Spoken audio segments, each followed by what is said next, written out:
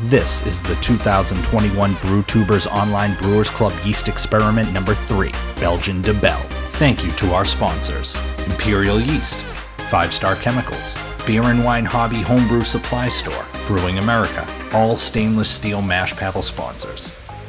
Also Hopsteiner and Yakima Chief Hops. Get brewing. What's going on, guys? Nick Lessigore here, Exit 12 Homebrew in the house. I bet you never get sick of hearing that. I'm here with the 4th of 4 homebrew reviews for the 2021 Brewtubers Online Brewers Club Belgian Dubbel Yeast Experiment, the 3rd of 3 experiments. The first one was Drop Kvike Nate, which was a pale ale. The second one was a Saison, and then the third, the Belgian Dubbel. And I'm here with the 4th and final from Extra Stout Joe. He came to the club as a member of a local homebrew club of Fresh P, Under the Table Brewing. Nate Pico brought him into the club, and this is his first experiment. Really super excited to have new blood in the club. No matter how you find the club, whether it's through our homebrew videos, whether it's through members that are already in the club that are local to your club, whatever the case may be, it's awesome to have new members in the club. So I don't know much about Extra Stout Joe. By the name Extra Stout, the dude must love brewing dark beers. That's all I can say. His beer, Belgian Dubbel or Nothing. Check that out. Very simple artwork. I love the triangle of sorts. I'd love to know how we got that bad boy going. Got some nice info on the back. I'm gonna read this. 12-ounce bottle. He rebottled. This is actually a New Belgium bottle. I don't know if you're gonna be able to see it. Let me see if I can get this. But that says New Belgium on the neck. How cool is that? So, as I take a look at this beer, this is the 4th out of 4, as I mentioned, homebrew reviews, the only bottle. It shows you where homebrew is going on a very microscopic level, going towards canning. You know, we had 3 cans, 1 bottle. How cool is that? And then the cool little bottle top, this thing lets you know, listen man, when it turns blue, I think, it says, listen man, I'm cool. I'm at the temp that's ready to serve. So that's exactly what we're gonna do. I don't use this bad boy often, but I'm gonna today. It's the bottle opener. Ooh, very nice. Admittedly, looking in the notes, looking at the beer label, everything, I don't know what yeast he used. If I find out, I will put it in the video, but I'm not sure what yeast he used off the top of the dome doing minor research. But taking a look at the beer, 7.4%.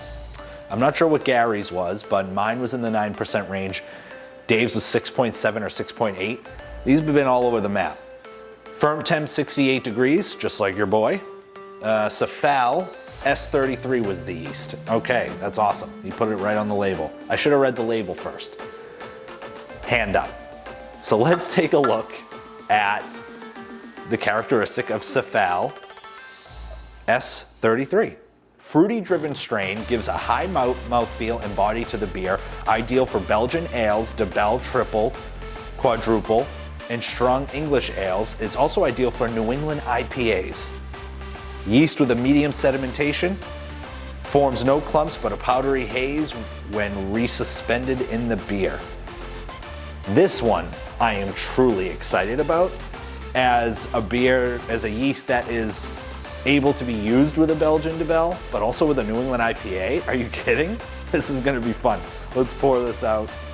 I love where Joe went with this for his first yeast experiment, his first experiment with the club in general. He said, listen, I'm doing a Belgian yeast, but not traditionally. It's kind of an all-purpose yeast. Bottled June 23rd. Sorry, brewed June 23rd, bottled July 17th. Got all the information that I need. I should have read it. OG 1.074, FG 1.018. So we finished lower, he finished higher than what I did. And probably the highest in terms of the FGs. This is gonna be fun. As I mentioned, 7.4%. Taking a look at it, this is nice. This is pretty sweet looking. Let's see if we can get a decent look on it. Taking a look, it definitely is the clearest of the bunch, to be honest. It's probably the clearest. Has really nice red character. It's coming through a little dark here, but it's got like garnet, red. I'll try to take a picture of it. Wow, that looks really cool. Really cool. Nicely like an amber reddish color. So in terms of the head, it's definitely carbonated. The head got about a quarter finger head. I would say in terms of all the beers, just on the look, mine was the least carbonated. Fair enough, hand up. That's gonna be can to can. It's gonna vary depending on what can somebody got, I think. But we'll see what Dave and Gary and Extra Stout Joe think. Taking a look at it, as I mentioned, the garnet is nice, you know, it's definitely, from a looks perspective, probably the nicest looking one in the competition. I'm dying to get a nose on this. Yeah, that fruit does come through. No Belgian character. I'm not picking up any Belgian character whatsoever. Yeah, the fruit kind of almost takes over quite a bit, which is nice. You do get that sweetness that I've gotten on the rest of these Dubbels. The fruit is almost like a peach or a plum. Honeydew. Honeydew. Peach and honeydew, not so much the plum.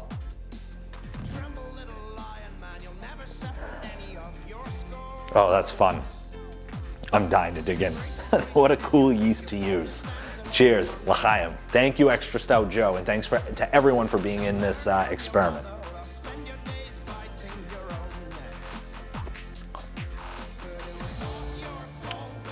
Oh yeah. Sweetness. Honeydew melon. The most bitter of all four. Oh, this is fantastic.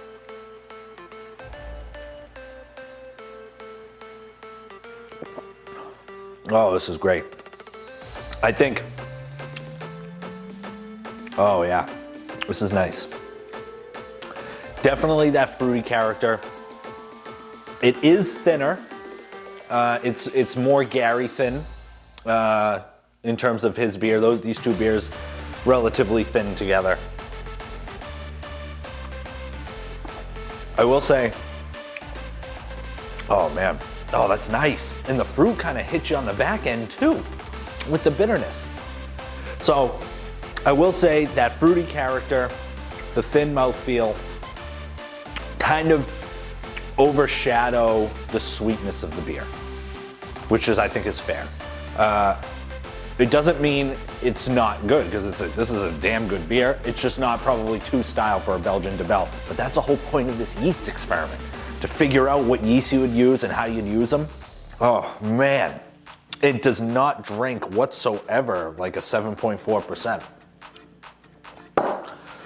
Doesn't drink like it at all, which is relatively scary. Oh, that's fun.